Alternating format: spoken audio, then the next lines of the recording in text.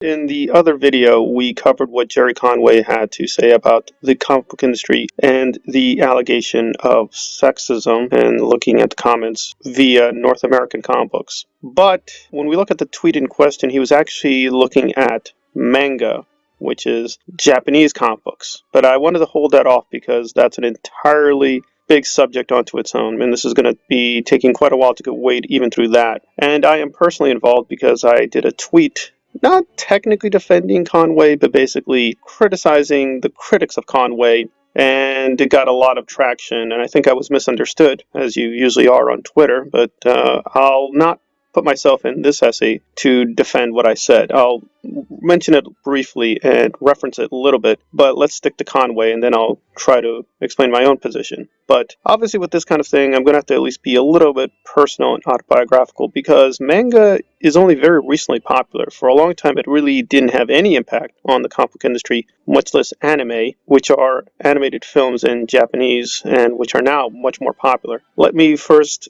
give my bona fides on this question, and then we'll dive into the topic. So what are manga and anime? Well, there are no set definitions because, again, these are social constructs, so we have to be very careful. But essentially, manga and anime are considered to have a very distinct style in that they have exaggerated faces and, yes, exaggerated breasts, as well as other body parts on human beings. They also have a very distinct way of exaggerating reality using a lot of what's known as speed lines in comic book panels. They often favor a lot of action, emotion, and physicality over more abstract things. Now, American comics often do the same thing as well.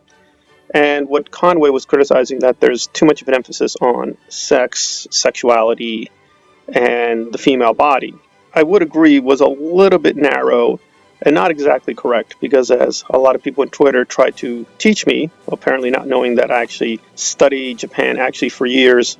Now, I don't know Japanese language precisely because that's very tough to learn, but I have studied Japanese culture, society, and politics for decades. So they pointed out that there actually is an entire market for manga made for women as well as little girls, and in fact there was even a whole genre. I was well aware of that, so they weren't teaching me anything about that. Yes, that's true, but that doesn't really get at what the charge is, because again, even female-friendly manga often has these tropes. That said, there is a kind of continuum, right? If you look at something like Sailor Moon, yes, it does feature women and kind of girls in skimpy clothing, but it's relatively more restrained than other forms of manga and anime. So again, there is a continuum, and in that respect, I think Conway was wrong just to lump all manga and or anime into one category. There are many different categories, but nevertheless, even if you don't know it at the expert level like I do, and again, how much of manga or anime I know is again limited because it's so vast, there's just so much. Just to go through some highlights, I know Ghost in the Shell, I know Final Fantasy, I even have actually Final Fantasy on VHS, also Final Fantasy Advent Children. There are two different kinds of Final Fantasy. There's also of course Akira, there's Legend of the Overfiend, which is very graphic and very, very brutal, but that's a very popular series. There's Nuku Nuku Cat Girl, and I could name other anime or manga I have looked at, but obviously it's a very small sample.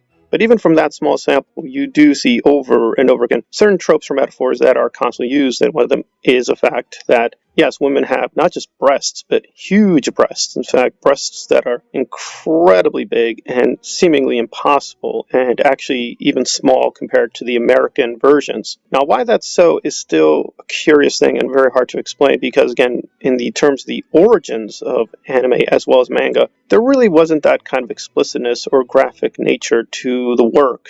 It took a long while, even in Japan, for this work to become legitimate and become much more regular and mainstream. But once it did, it slowly started to become much, much more graphic and adult-oriented. Now, why the market turned out the way it did in Japan is still a lot of controversies about why that happened. But even people in Japan have become very critical about certain parts of manga and anime. In fact, Studio Ghibli has often very explicitly tried to define itself not as doing manga and or anime, and yet that is Japanese animation. And if you don't know Japan, you'd probably think that this is all the same thing. But when you look at their work, they're very clear that they are not trying to do what we consider to be manga and or anime. So again, what is manga or anime is very contested even in Japan. the idea that Conway, again, as a white man, is sort of saying something that's culturally or racially inappropriate doesn't make a lot of sense because, for instance, Walt Disney, a white man, was a major influence on many anime artists and manga artists. I understand where a lot of these younger people on Twitter and or YouTube are coming from, that they grew up with manga or anime and they consider it perfectly legitimate. They don't see the big deal. They don't see any controversy. But being a little bit older than they are, I don't think they realize that's a very recent thing. I remember even in the 1990s, you could walk to a comic book store or go to a comic book convention. They really didn't have a lot of anime or manga. You had to really go to specialized shops, and even then it was a very limited supply. This is also true for video stores. Even really big places like Blockbuster only had certain forms of anime and or manga. The access people had to these forms was very, very restricted until really the early 2000s. That's when it's finally started to gain a lot of traction in Hollywood, and the big chains like Blockbusters and everything else start to embrace it and start to sell it. But even then, it got very, very limited access to it. Again, the ones I had through friends, you had to put up with very rough translations and sometimes lower quality VHS tapes. Now, of course, everything's available through streaming services as well as DVDs, and things have become much more professionalized, where even big stars do sort of guest vocals for old anime and or manga, right? Even classical manga now is available at Barnes & Noble.